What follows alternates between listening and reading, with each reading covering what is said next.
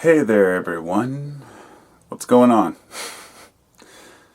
There's a lot going on in the world right now, and as if I need to tell you. Um, and I thought I would make a video addressing the issue of mental health. And during a time of intensity or crisis, mental health tends to suffer. Even during the days in the early COVID lockdown when everybody was confused, we didn't have the right information, not that that changed much. And we were all talking about whether to lock down or not. The main issue that came up with staying at home for too long was that it can cause a person to go crazy. I mean, cabin fever is a well-known term, but it seems to be extended even further when we have a worldwide, event of the same magnitude.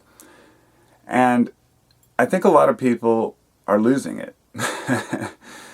But people are pretty good at keeping it together, even during times of crisis. And I'd like to say, even though there are people out there who think what's happening right now is some existential crisis that's going to annihilate humanity, which in the long run, it's inevitable. But in the short run, we will recover from this, from all the chaos that's happening out there. And I'm not just talking about COVID. I'm not even talking about the protests.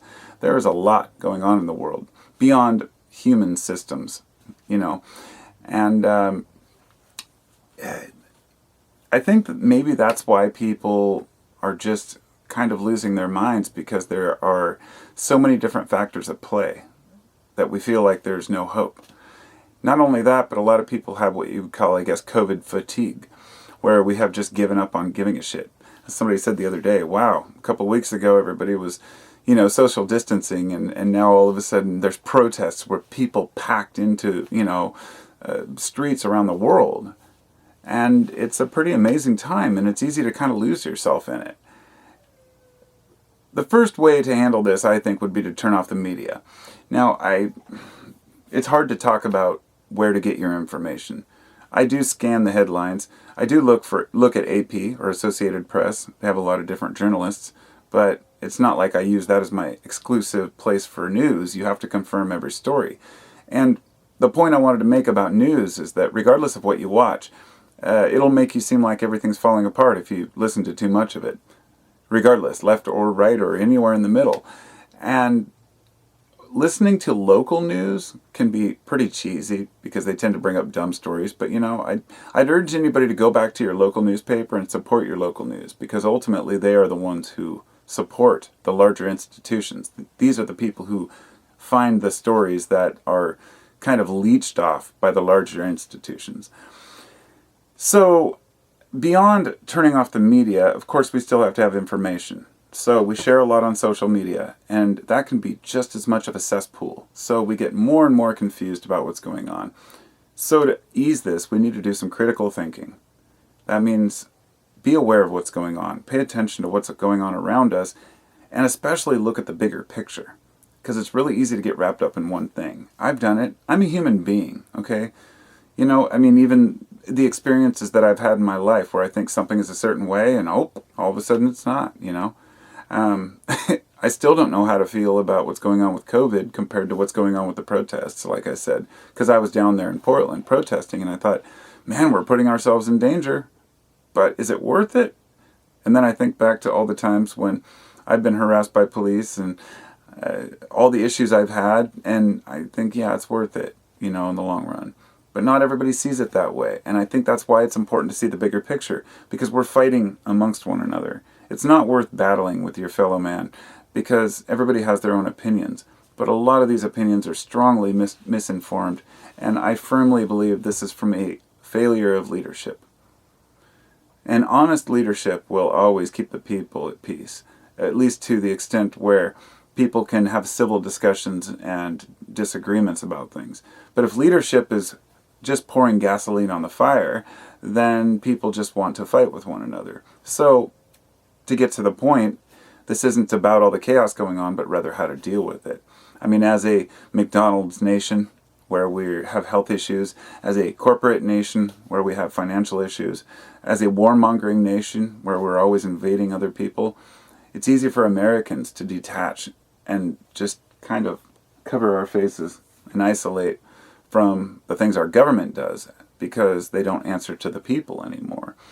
And I think that that's what's causing this outrage under the skin, the bigger picture. Racism, of course, is a huge issue of why people are speaking out. But at the same time, there's an institutional failure that we all know is there. And I think using Zen practices, if you will, as cheesy as it sounds, using Buddhist principles of balance and understanding the bigger picture can actually put us in a state of calm and during a state of crisis. Now, I've had some interesting feelings and emotions about this whole thing, but they've been hopeful rather than fearful. I haven't had any fear over this issue whatsoever. I actually have always dreamed of a time when people could come together to make big change, and I honestly did not think it was possible.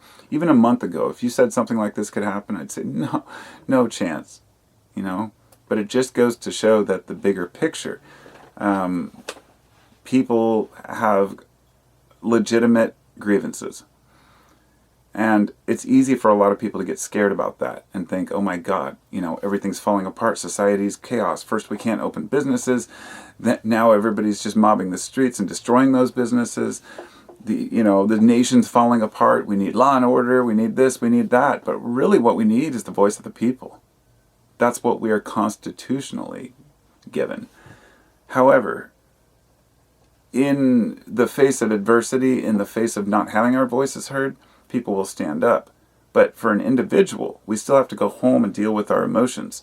And so that's why it's important to not let them get the best of us, to realize this is just a phase that we're moving forward through, and that the most crucial element to overcome what we're facing right now is community. Better community. And that might not necessarily mean better people in the community at all. It could mean a community having a better water supply, or having, access to a decent park or streets without potholes, whereas we're living in such a classist society that a lot of people just feel left out. And I saw a really impassioned speech by this woman the other day who said, she was bringing up the social contract, which, if you're in a society and you pay taxes and you're a part of that society, then you deserve the same respect as everyone else. And if you don't get it, then why should you care if somebody's looting a Target or, a big retail chain or stealing Nikes? And I can totally understand that mentality. A lot of folks wanted to point the finger at others, but the truth is, people are angry, and when people are angry, they speak out. As MLK said, the riot is the voice of the unheard. And so people get very panicked thinking everything's going to burn down, but it's not going to. You just have to let things run their course because there's no way to stop that. I think that 3 things can really help us. 4 things. Equality would be the obvious one, but that's not likely to be something that's imposed worldwide anytime soon, but we can try. But the other 3 would be minimalism, which means to me not just living with nothing, but learning that the system doesn't support you necessarily, and that the less we depend on it, the happier we can be as individuals when it doesn't work our way. If the stock market crashes, I could care less. But we are all affected by those things, of course. But minimalism in a sense, and empathy, caring about others, it's amazing how far empathy will go. If you can just say, I can understand your pain, it can go miles. And as I said, when leadership has no empathy whatsoever, we're doomed unless we overcome this.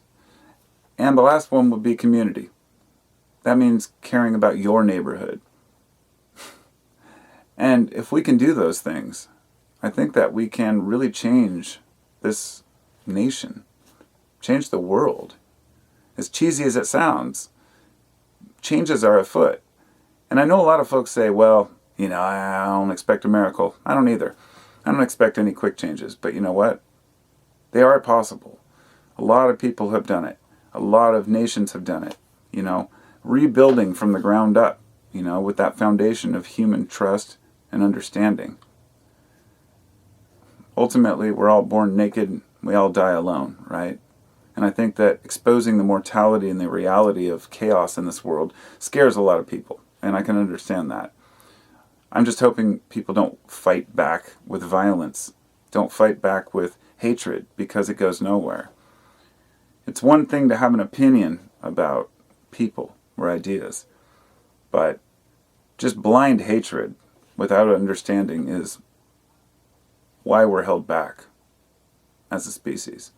And I think we can do better. Thanks for listening.